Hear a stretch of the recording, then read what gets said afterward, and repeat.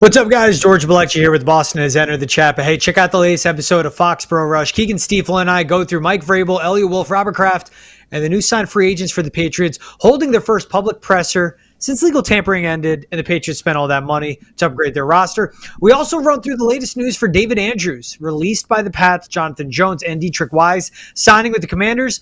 What does this mean for the Patriots' leadership, and what does Andrews' future hold as well? And then finally, we take an overall look at the defense and what it looks like right now from the pieces that are in the building and how Terrell Williams can adapt his system to this roster. That's Foxborough Rush, wherever you get your podcast, Spotify, Apple, Amazon Prime. You can also watch on Nesson's Facebook, YouTube page, and on Twitch as well. Now, let's get to the chat. All right, let's get to it. Boston has entered the chat. George Balekji here, remote with Kasey Hudson, holding down back in Watertown. Case, how we doing today? Oh, we're so good. I get to go play at Fenway a little bit later. Not play, but reporter play over at Fenway. And it's almost the weekend. The weekend is upon us, so that's always even better. So how are you doing? How's it going on your end? I'm in the greatest state that ever lived, New Jersey. And, this is like my paradise. It's a weird thing. And I'm well aware of what Jersey is. Trust me. We're better than Connecticut, and pretty much that's it. But there's that feeling every time I roll in, like I drove through the night, just get into my neighborhood. There's a piece of, there's a therapeutic calmness that oversets me. It's just nice to be back. My childhood home. I always do the podcast from my sister's room. That's why you see that loft above me. But better than anything, working from my childhood home, my childhood dream job, hosting a show at Nesson, and doing it with you, Kay. So I'm excited for today. Oh, that's a nice little full circle moment, especially because, you probably started dreaming up this dream job in that home that you're in. So sister's room, extra luck for that one also. I didn't have the best experience in Jersey, but I had to learn how to drive. I had to become a new kind of driver to exist in New Jersey, but a lot to like, I will say, a lot to like aside from the roads. Look, I've never seen you drive, Case. I'll hold my my stereotypes to myself right now, but I'm assuming you drive like you're from Florida. Yeah, you guys are the worst. In Jersey, you got to be decisive. We are the best drivers. No, are you kidding? Reckless. Florida drivers is as reckless as you can be. In Jersey, we are aggressive but decisive, and that's all you got to be. Don't hesitate. Just go. You cut me off. It's fine. Just go, but don't make me slow down. Hey, we're going to talk about more than driving in this episode. The Patriots released David Andrews. We'll break that down, what it means for the leader after 10 years, 9 seasons with the team, and 2 Super Bowl wins, but also what it means for the Patriots moving forward. We'll get into Mac Jones, again, landing in a good quarterback room, and what the outlook looks like for him, multi-year deal signing with San Francisco, what that could mean for Brock Purdy. We'll talk some Celtics, of course, lost to OKC, but what that means moving forward.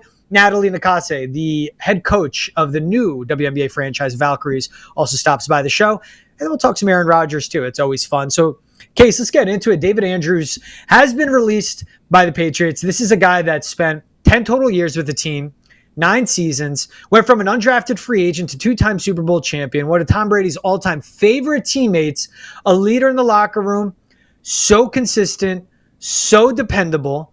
Last season ended with a shoulder injury. He had to have off-season surgery on that. By all accounts, what David Andrews has shared, it went well. It was risky, but it went well. It went as great as it can be. As they're ushering in this new era under Mike Vrabel, though, there was a lot of talk about leadership. And the guys that I thought would be pivotal for that were the David Andrews, who, man, for the highs of the highs, and I covered him for the last 3 seasons, the lows of the lows. He was the same guy. He'd be the leader in the team, the leader in the press conferences. He would take the bullets for everyone's shortcomings, and he would always answer the media and address it honestly, which I really admired about him. Dietrich Wise, different system, not a fit for him, but still a leader. And then Jonathan Jones, a vet that spent 11 seasons with the team. The biggest story, though, is David Andrews. What did you make of this? With a new head coach, new leadership, you want to establish culture. It's Vrabel's time. A guy like David Andrews, I feel like it fits everything Mike Vrabel stands for, but they cut ties with him. Yeah, I was a little surprised by this move because you and I have talked about this. Having the right leadership while you're making these transitions, while you're reestablishing the culture in the room, and then obviously the young guys are going to need somebody to properly learn from. If Tom Brady trusted this guy, why wouldn't the younger guys be able to come in and learn significance from him? So a little bit of a dip in performance, but working through an agitated shoulder and needing that off-season, that surgery that speaks volumes to like why numbers may have changed, but you're still talking about somebody who is very consistent in terms of like pressures allowed, hits allowed, sacks getting past him, but he can't be a one-man wrecking crew considering the system and the protection that he has to be able to put out for us. So I was pretty surprised because I thought he would be one of the perfect leadership guys to kind of start helping out the growth that this offensive line needs. But with that being said, a lot of these moves that we're seeing, I feel like I'm like mimicking what I say about the Bruins. We're seeing a team kind of get younger. We're seeing them kind of reestablish this culture from a more young perspective. So the veterans that they're keeping around or bringing in, they're still, kind of south of 30, kind of south of 32. So whatever they're trying to build here, you could tell they're not trying to rush this new culture and establishment. But I thought that David Andrews would be a guy that could be around because I've seen it firsthand in Tampa Bay. You have key veterans that teach your young guys how to really step up and wear that next hat. So were you as surprised as I was? Because I think that we've talked about leadership and culture and like key guys that can kind of help this team move into the next era. Yeah, I was surprised on like multiple avenues of just the fact that it's not like it saved a ton of cap. It did save them cap space. When you have the most in the NFL, it's like a guy like a David Andrews, like that's not why you make this move. And overall, it's massive question marks at the center position. Like Cole Strange made a position switch. He looked good at center, but only played 3 games last year. He's played 13 games the last 2 seasons, and he's always been injured. You go back 2 seasons, it was something he suffered during training camp. Was it a leg injury? And then it ended up being he needed a legitimate, very serious knee surgery that ended his 2023 season. He comes back, plays 3 games in 2024. Looked good, shows flashes. But again, he's just not reliable and dependable. And I think that's one big thing you want in year 1 of a new head coach. And that's what they got with Morgan Moses. Not the sexiest signing, not the most exciting signing, not the youngest signing. He's 34. He's played 11 years in the league, but it's dependable and consistent. David Andrews, when healthy, is that. He's played 14 plus games, 6 seasons until last year, 6 straight seasons. And that takes out the 2019 year where he lost to Duke because he was dealing with blood clots. He even came back from that. Oof. But this is a guy that's contemplated retirement the last few seasons. He said it point blank, like locker room cleanout day, covering him of, look, I'm going to go home to my farm. I think he has a farm probably in Georgia where he went to college. And he's like, I'm going to sit on my tractor. I'm going to drink beer. I'm going to spend time with my kid.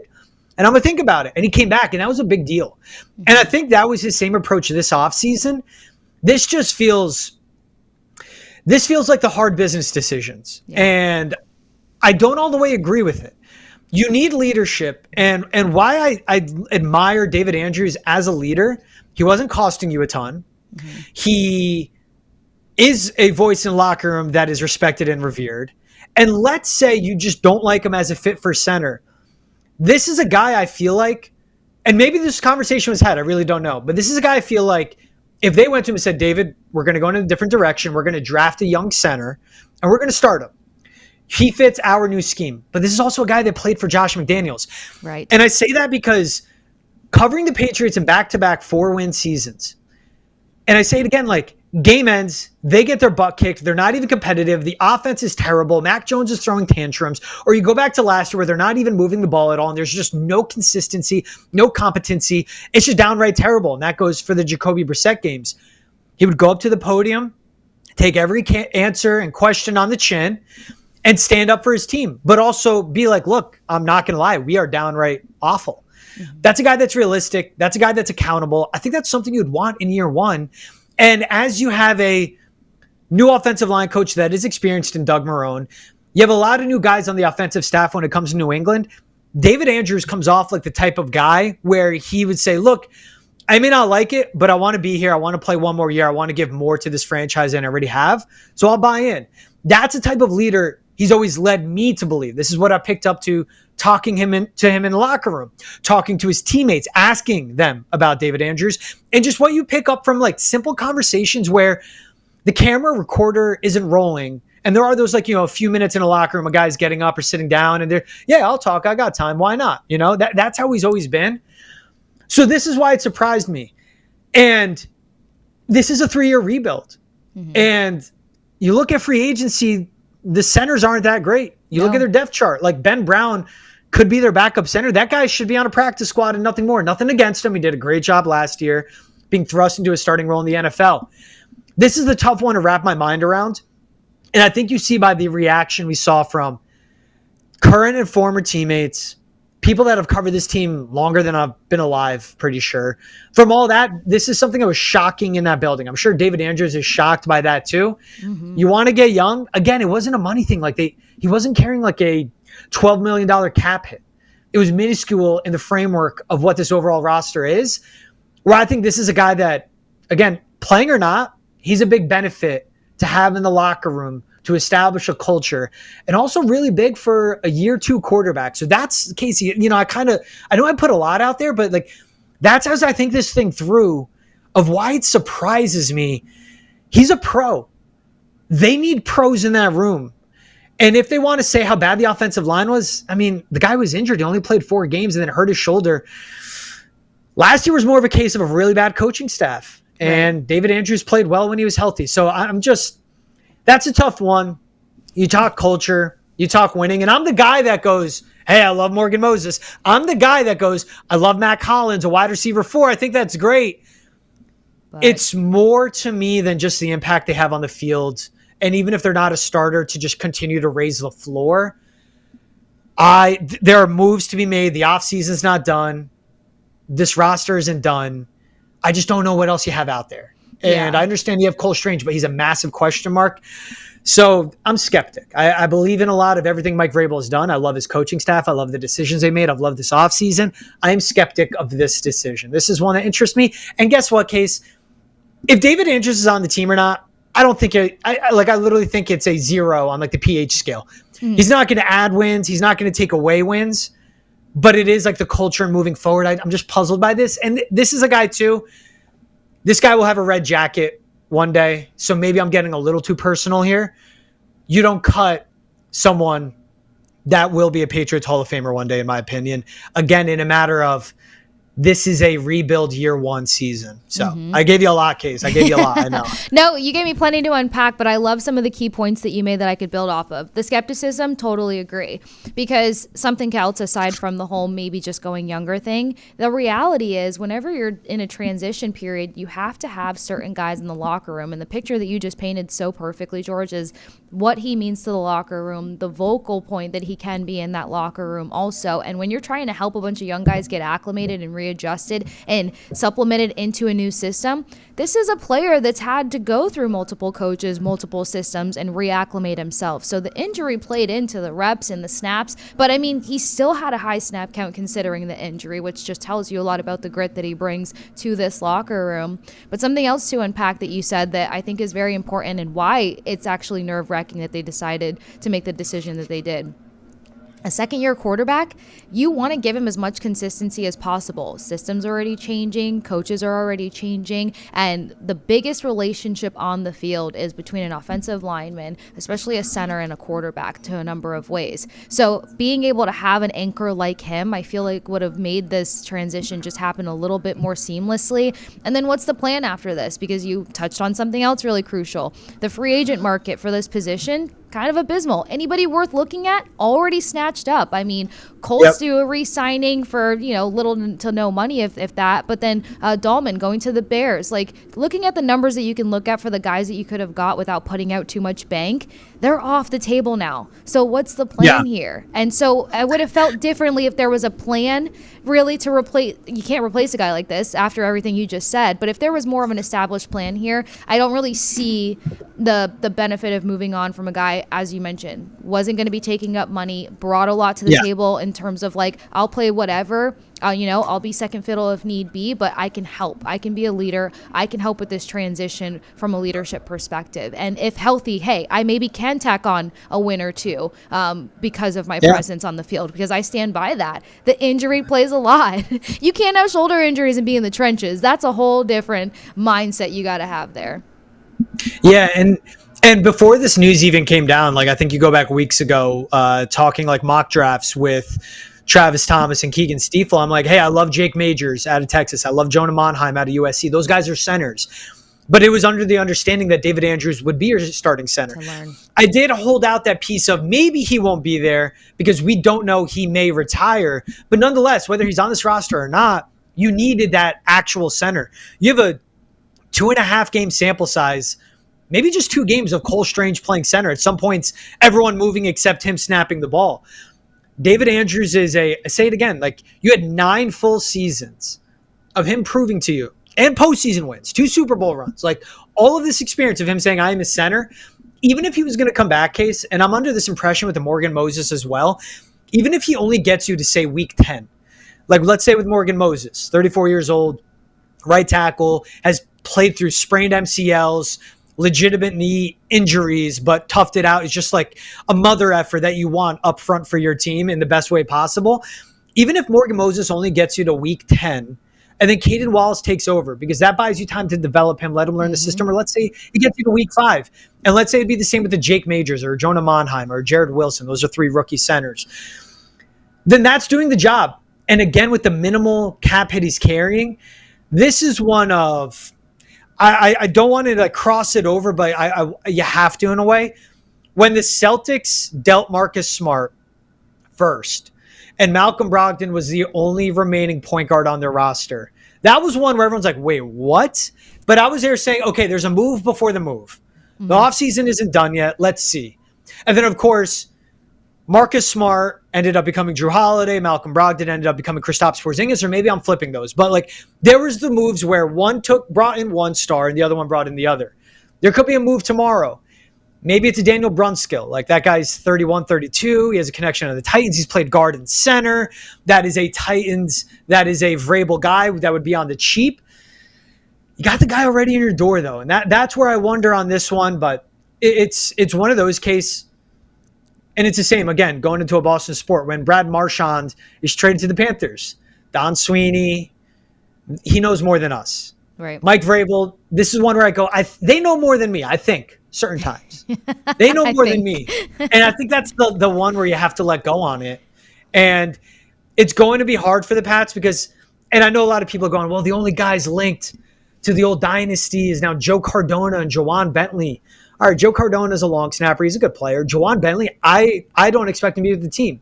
His profile as an off-ball linebacker doesn't fit what Terrell Williams wants to run. It's not the connection to the old times. It is, I think, with a lot of signings, and I would say the same thing if they brought in Cooper Kupp. I'd be like, hey, good signing. Wouldn't expect a ton. But the leadership to establish and teach these young guys how to be a pro, teach this young room and this young team how to be an NFL player is so invaluable. In that room, who teaches it to them now? Mike Onwenu? That's fine. Morgan Moses, who's new here, that's fine. And that's it. And that's where I keep going of like, who's going to be the leader of the room? I know you have Doug Marrone. I know you have 2 assistant offensive line coaches. From a leadership standpoint, that stuff is important. I know there are people out there that don't want to hear it, but it's legit. It's more than what you do on the field. And I love you point out his snap counts. Like if he's healthy, he's playing. Right. But it is when you bring in that fill in the blank young center that's going to be the guy, the next David Andrews for the next 9 years. You want him to look back on his rookie year in 2025 and go, David Andrews showed me this. He showed me that. I give him a lot of credit for my success. And that's not going to be the case now. Yeah, and it's crucial because when you talk to a lot of these offensive linemen, the first thing they point out is the guy that was playing ahead of them when they were starting to get their legs and start to figure out their role and how they needed to expand that role. So when you see turnover on the offensive line, usually being able to have that vocal guy is still so crucial. And you said it perfectly, the move before the move. I think that's where some of the I guess angst is coming from. We haven't seen the move before the move, but I do trust that Mike Vrabel has a plan. He's always kind of been that guy. It's just like we're not privy to any of that quite yet, but I think that this could have been a big locker room guy to keep around, especially if this offensive line is going to get younger and younger in front of an already young quarterback. Mind you, one of the characteristics that you either love or are learning to love, I don't want to say hate, about Drake May is that he's fearless when it comes to having those risky plays. But you can't make risky plays behind a young offensive line in a new year and a new era. So that's going to kind of tamper with some things in a sense of if they decide to continue commit to this direction of just like, let's deal it out all new. And bringing in guys from the draft, that's a completely different build and growth that you're looking at on one of the most crucial points of your game. Yeah, and that's one, too. Look at like the interior offensive line room. I'm just thinking it's Layden Robinson will be year 2 and has been started bench. City So year 3, started bench. Cole Strange, often and injured. Yeah. Maybe Ben Brown, and that's a practice squad guy. And it was the same way of, and I do, because I just need to be 100% with how I evaluate their offseason. They brought in Morgan Moses, and what excited me is that you know what you're going to have on the right side of your offensive line. And I straight up said, I don't know what's happening with the 3 spots to the left. Mm-hmm. If they go in, maybe it's a trade. Like it could be maybe that's where they're saving picks for. It could be a future draft pick. It could be a day 3 pick this year. And if they get a solid young pro that's healthy and dependable, then that's the upgrade. And the side of it too, where I bet David Andrews is devastated right now. I bet he felt he was doing everything right, rehabbing his shoulder. It could be something where the Patriots, they did what's best for the franchise. And they go, look, this age of a player with this much wear and tear coming off this type of surgery and injury doesn't bode well, doesn't work out in the long term. And that could have been the tough decision. So we'll see. This is a part where there's a long off season to go. There's a draft. There could be post-June 1st cuts. There could be ads in August. And it can all come together. Tough to see. You hope that they do right by David Andrews. And honestly, I hope David Andrews is healthy and he latches on with a contender. I mean, there are teams out there that need it, that are good teams in the NFL. And it'd be cool to see him get one more go. Maybe he ends up in Tampa. All Patriots go to Tampa. I don't know. Is there center? Is the center situation all good? Patriots go to Tampa. Yeah, we're stout when it comes to the offensive line in Tampa Bay, but that's because they went through that discomfort, that uncomfortable rebuild when Tom Brady came into town, had to teach them some new ways. We had Robert Hainsey. We had guys jumping around, moving around, and then you got Tristan Wirfs, who's the absolute king of the offensive line game right now. Yeah. So as much as they want to kidnap a few more Patriots, I think they're pretty good on that end. But something else that just popped to mind too while we're chatting about this is like to appear to not have a big game plan for your offensive line. It's also very risky because you're putting your quarterback at risk and you're putting him in potentially like injury prone situations. Cause again, we talk about the pressures when it comes to Andrews anchoring the line. We talk about the limited hits that he lets get by him, the limited sacks that he lets get by him. If they don't have a proper game plan here, we're talking about putting Drake May in a position to be running for his life. So you're not going to be too high and keen on that in a rebuild. That's not worth the rebuild to me in certain aspects of the game. I just had to get that. Yeah.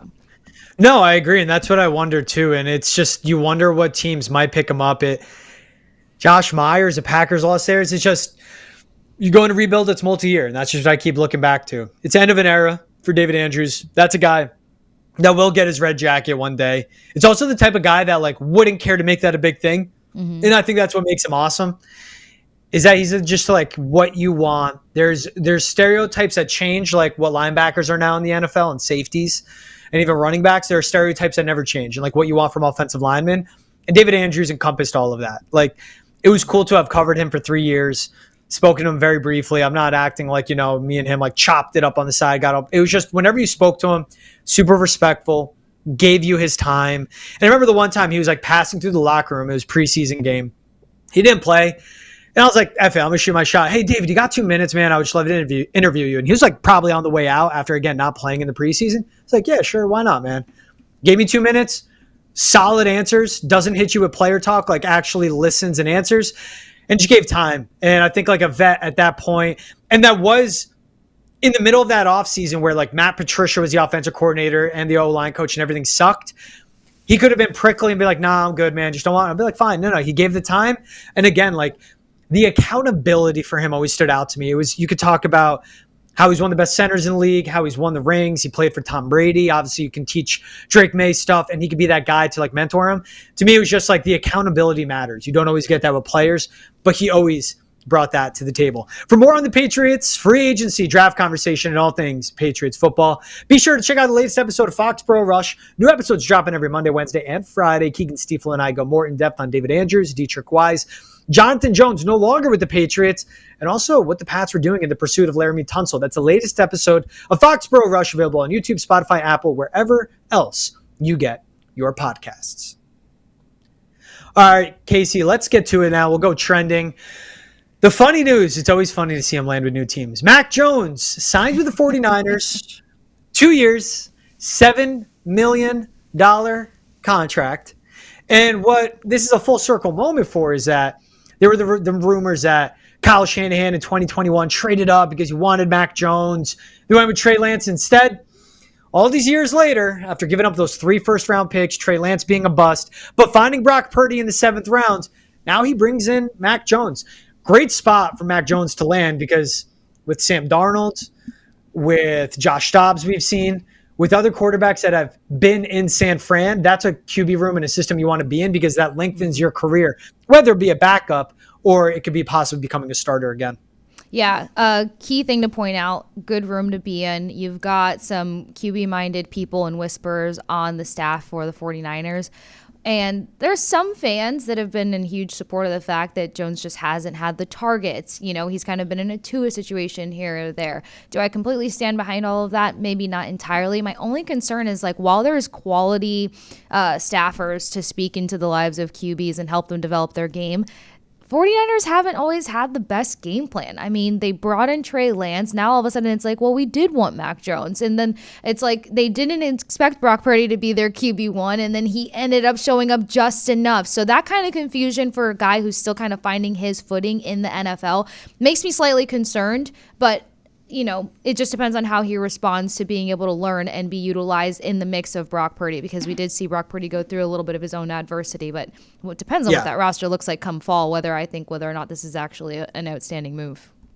Look, Brock Purdy's going to be banging his fists on the table asking for like $200 million guaranteed, because that's what Trevor Lawrence got with the Jaguars. Right. And Brock Purdy and his agent will probably point to everything and go, I am better than Trevor Lawrence in all these major statistics. And I understand Brock wouldn't be Brock without the system that he's played in San Fran. I think this is also Kyle Shanahan looking short and long term. Bring in Mac Jones, figure out what he has going on between the ears. Can he fix his issues with dealing with on-field adversity? Because when stuff goes bad and goes sideways and it's not going Mac Jones's way, he absolutely becomes a pumpkin. Like, he is, I wouldn't want that in a quarterback. Like, there was a pouting, and there was a point where I understood it, like the frustration. Your dream comes true of playing in the NFL. You get drafted by the Patriots, and then Bill Belichick gives you Matt Patricia to run the offense. I get that. But there's the sheer fact of, like, when he was playing for the Jags last season too, he stinks. He throws interceptions. He doesn't make the best decisions. Is this Kyle Shanahan with the audacity, the ego, the hubris of, I made Brock Purdy good. I made Mr. Irrelevant good. I can do this with Mac, and I can save $50 million a year.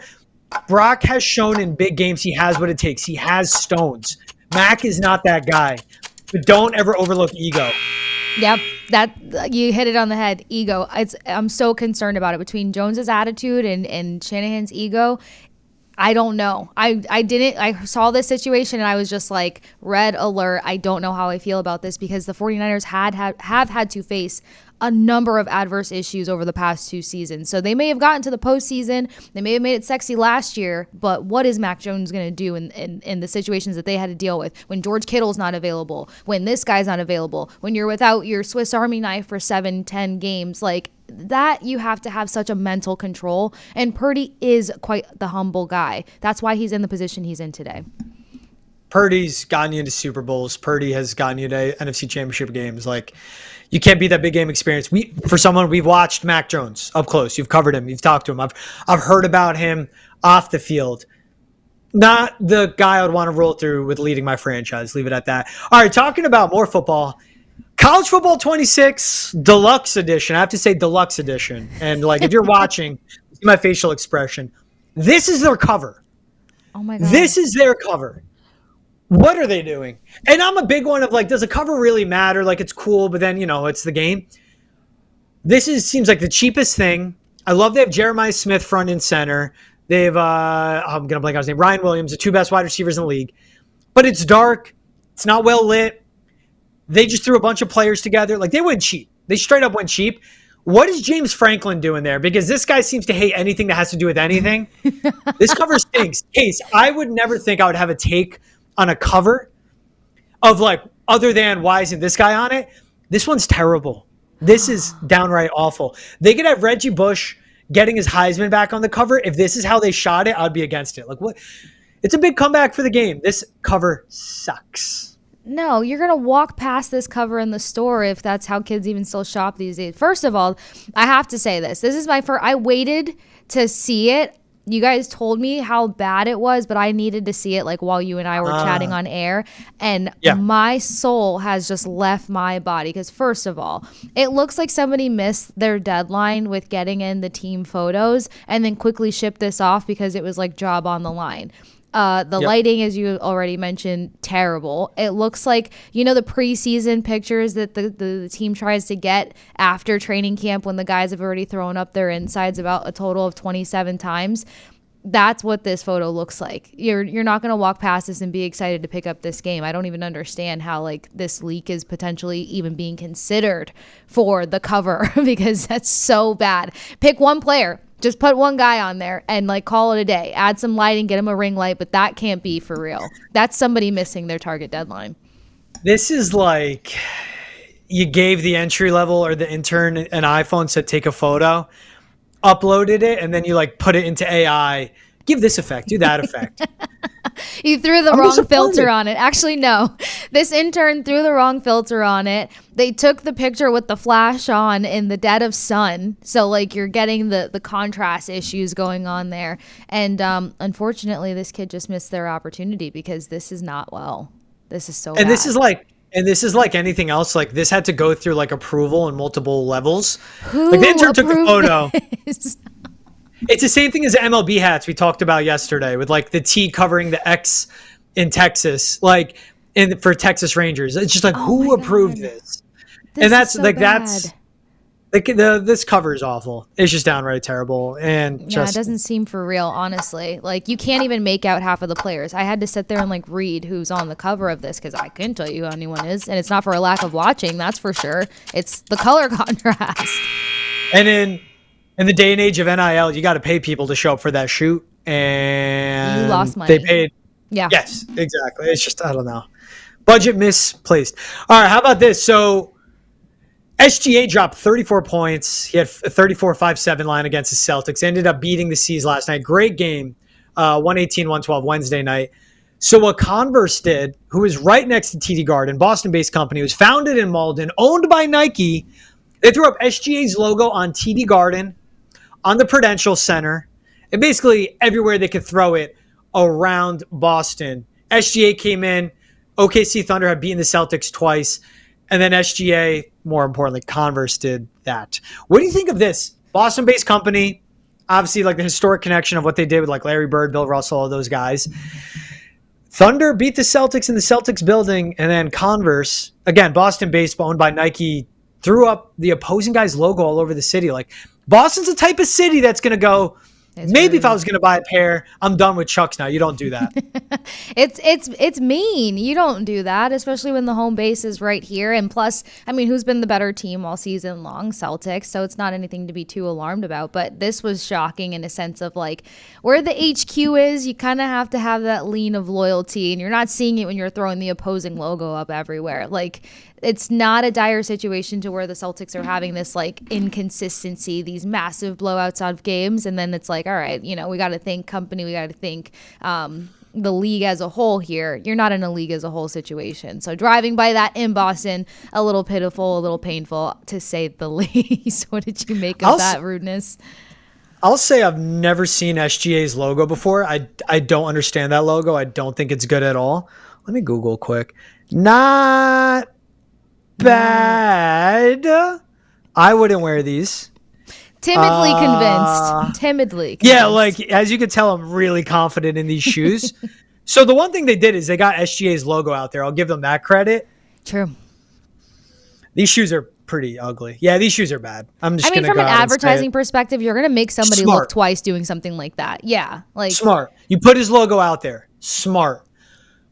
Stones. This took a lot of ego. Again, like if you're driving in on the Bill, like the best part of this, Kasey, you drive into Boston on the Bill Russell Bridge, you see Converse, you see something else, and then you see the Garden. Like that's where Converse's big logo, one of their offices are. And they did that. Like they are in the heart of Boston. You see it from the Bill Russell Bridge. Like think of the cultural implications in all of this. SGA comes into the Garden, bro. He played his butt off. Celtics didn't have their best game. No Kristaps Porzingis. Right. Jaylen Brown fouled out, 0 free throws, fasting through Ramadan, not making excuses, but this is the reality of it. SGA in the fourth quarter outlasted the Celtics, and the Thunder brought it to them. They're now the odds-on favorites to win it all. And then Converse did this. Woo. That's what I mean. Like, they leaned away from the loyalty there, and it can impact them differently. They may have got extra eyes on the logo, but, like, I mean, if I was in the seat, probably wouldn't be the move that I would gear towards whatsoever, because Celtics aren't sitting here just like they're not a dying breed at the moment. They had a poor performance. They've fallen short twice to this team, or a couple times, but yeah, no, this wouldn't be my move. No. Kasey, while I read this ad, I do want you to look up SGA's Converse shoes, and I want your review as we're going to talk Celtics. So stream the entire Sox season with the NESN 360 annual plan, available at an all-new, reduced price of just $20 a month paid annually. And for a limited time, get 4 free tickets to Fenway with your purchase. Visit NESN360.com to sign up today. That's NESN360.com. $20 a month paid annually for NESN 360, all Red Sox and Bruins games, and much more content streamed live there. What do you think of the shoes, Kate? Hit you with a quick no. These space shoes are hideous. Right? Absolutely not. Like, the bulk on Hoka's are like bad enough for me, but like you get the point. You know, you want to run the distance. You need to be built for comfort. But these are hideous. I'm sorry. It's all the colorways too that That's they're what dropping. I was gonna say, the colors and stuff. This is not it. So like to see this and then to put together what we were just talking about, it's a hard no for me.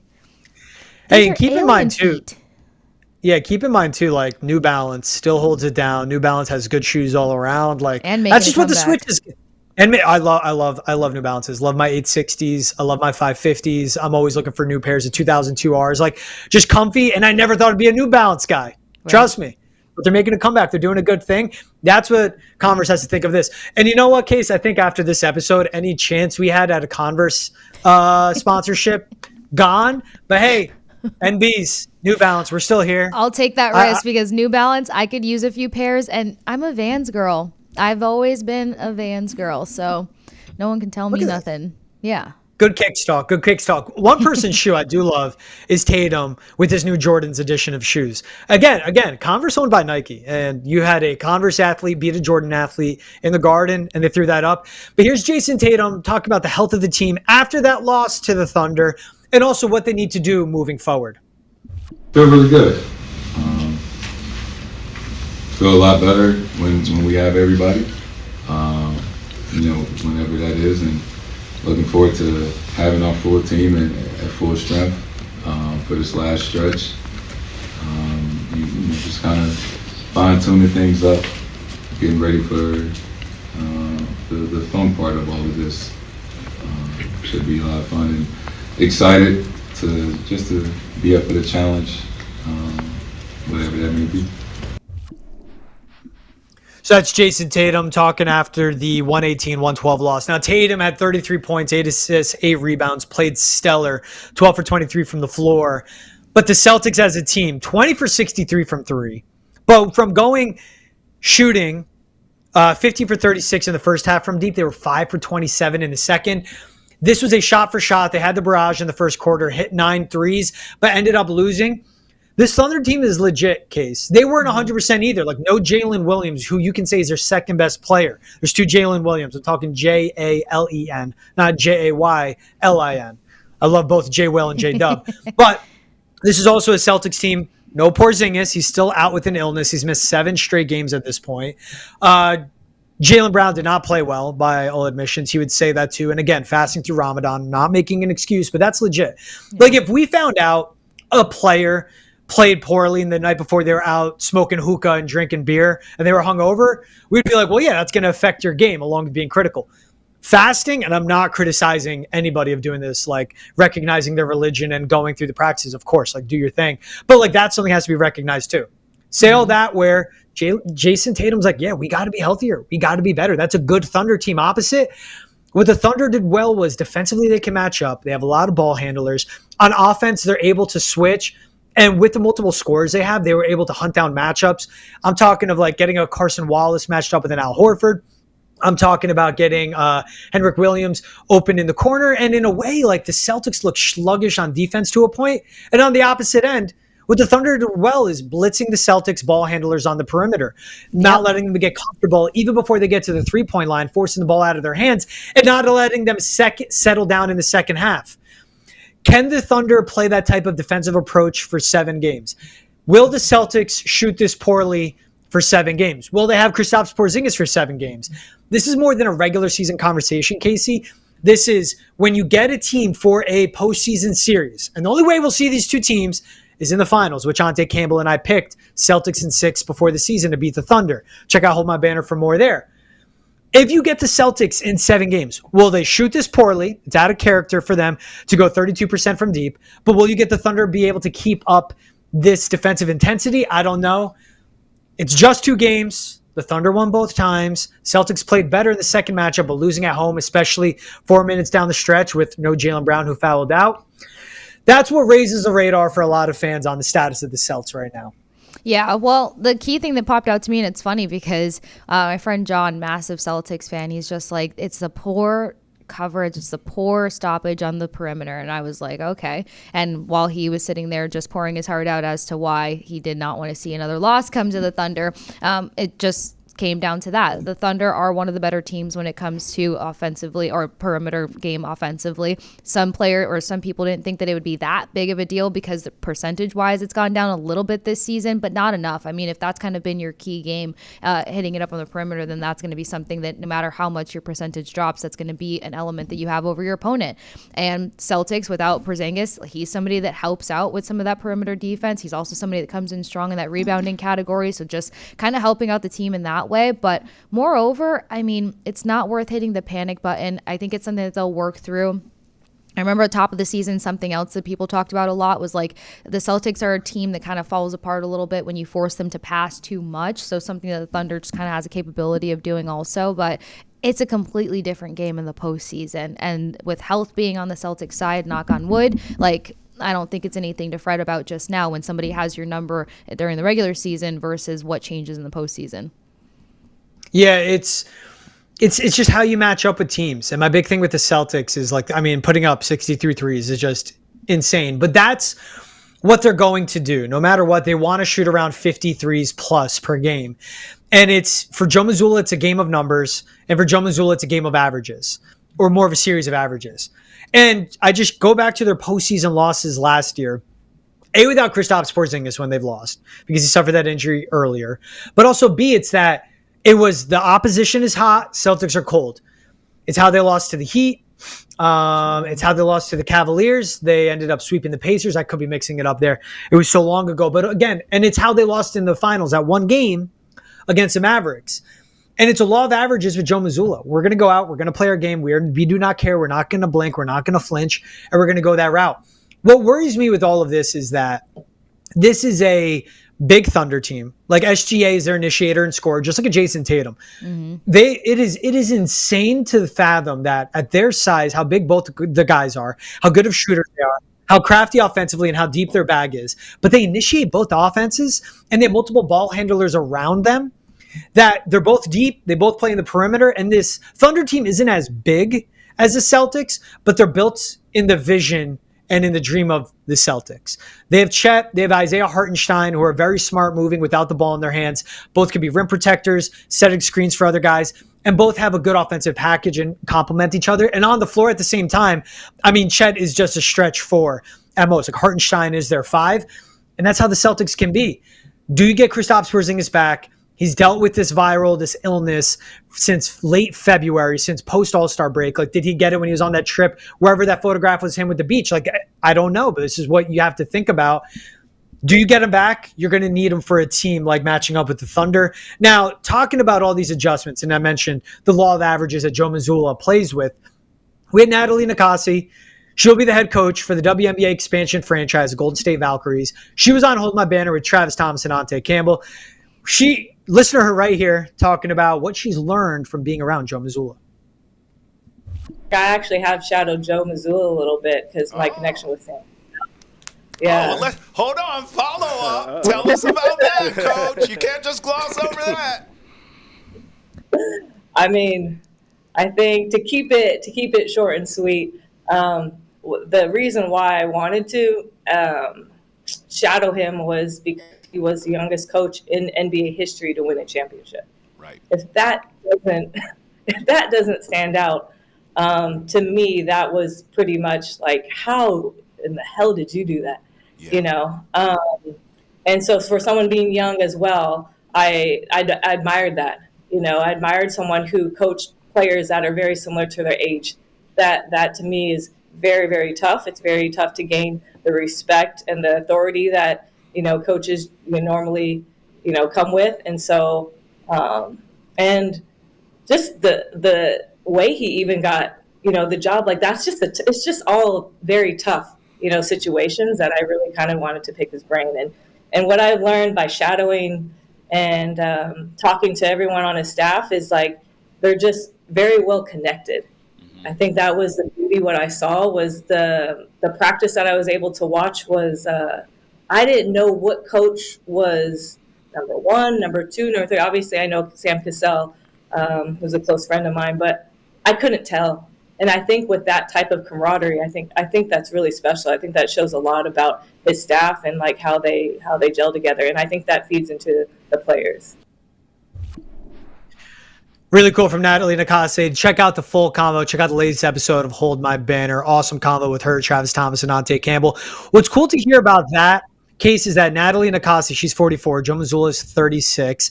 Nakase played at UCLA, started her coaching career in Germany, Tokyo, then was in the G League and the farm system, or you could say just in the development system of the Los Angeles Clippers. That's obviously how she knows the Sam Cassell and guys around the league. She just sees that come up. That's one of those things where, and it's again, like what the Celtics team is, like they had a historic top 10 all-time season last year in the regular season, carried it over to the postseason. In their losses against the Cavaliers, there was no Porzingis or Drew Holiday. In their losses against the Thunder, they haven't been 100%. And this is a team, better or worse, it's all about the postseason. And it just shows like the level-headedness that Joe Mazzulla has. You pick up from the combo from her there. And I think that's really cool to hear. Yeah, the level-headedness is important because when you mention the fact that they haven't been 100% when it comes to competing against certain teams here, then you kind of look to like how are the adjustments being made, and like are they being, I want to say, aggressive enough when it comes to certain adjustments, or being realistic enough. If you know you're going to be without a certain player, who can kind of step up and fill out those shoes, and like how do they need to readjust or kind of play things differently? Because something else in the postseason is which guys to lock in on, and that next man up mentality is crucial in order to get past your opponent. I mean, we had to see them get in a number of situations where if it wasn't the Tatum show, then what next? So when it comes to these injuries, if you know that's what's knocking you out, a guy who is getting high praises like that, you just have to lean on him on making the right adjustments and being a little bit more aggressive in those adjustments. Yeah, and that's what it comes down to. Like this team, again, not 100%. And then when they get everyone together, like, you know how dangerous they can be. And it's the biggest worry for me is just, what do you get for Porzingis in the postseason? And you get 100% Kristaps Porzingis, because he was injured, came back for the finals, was good for a quarter, maybe a quarter and a half, wasn't 100%. But they were able to outlast them. This Thunder team is different. They match up well. If you enjoyed that conversation from Natalie Nakase and all the talk about the Celtics and the NBA, make sure to check out our Celtics podcast, Hold My Banner, wherever you get your podcast, hosted by Travis Thomas and Ante Campbell, covering everything around the league and everything Celtics. Hold My Banner, wherever you get your podcast. New episodes dropping every week. Talking about one team chasing a repeat to another guy chasing another ring. Here's Aaron Rodgers. This is how he's spending his offseason. So we think. I really don't know when this photo was taken. For you guys listening, photos are going around with him, blanketed by a blanket, walking on the beach, headphones in, and just the song playing in the background of just like, hello, darkness, my old friend. That's what it looks like with him. I'm happy he's not doing ayahuasca. But basically right now, if he's doing this, if this is a new photo, he's doing this while the Vikings, Giants, and Steelers are all like blowing up his cell phone like, brother, what are you going to do? Welcome to the Aaron Rodgers era. And as much as I like to see John Mara suffer, I feel bad for my friends that are Giants fans. I don't want them to get him for their mental health. If you're the NFL, man, if you're a team, if I'm seeing this photo, I'm calling him and going, I'm out. I'm good. I'm out. I am out. I'd rather trade for someone than deal with Rodgers. I want someone that's serious about football. Aaron, you know if you want to play or not, man. It's not this deep, brother. Right. Like, and that's what I was going to say. The photo just looks a little too deep for me. I don't know why I was getting like Oasis vibes going through his head and his ear, but who knows? Who knows? It could be a podcast that encourages his next move and the way that he's going to take on the league or not take on the league next. He likes the drama. I think that this plays into it. You know, blanket on the beach. You're out in the West Coast. I mean, my father's from LA. You don't really see people blanket it up that much like that. So I think he likes to play into the hand of like, what are people going to say about me next? How are they going to depict what's going through this mind of mine? Because he's that guy who likes to pretend like nobody can understand his brain. Nobody can understand his next move. Nobody can anticipate him whatsoever. And this photo is just so perfect. I hope he gets it printed and hung up in his house. Yeah, like, hey, I'm not going to knock anyone, like, you know, get in one with nature. Like, to me, you know, any body of water, it could be a creek, going back to my Missouri days. It could be a lake. It could be the ocean. If I see a body of water, it could be a little pond. I'm happy. Going out, getting his thinking done. It's just hilarious that as he's doing this, like, that's what emerges. And to your point, too, I mean, this is a guy that just like, no, man, I'm all about, you know, no attention on me. I'm just being me. Like, no. He's all about the attention. Still doing attention-seeking things. Like, I don't get it. Master of filibustering. Covered him for 2 seasons. First press conference he walked in, I'm like, whoa, Aaron Rodgers is smart. Like, he's a smart dude.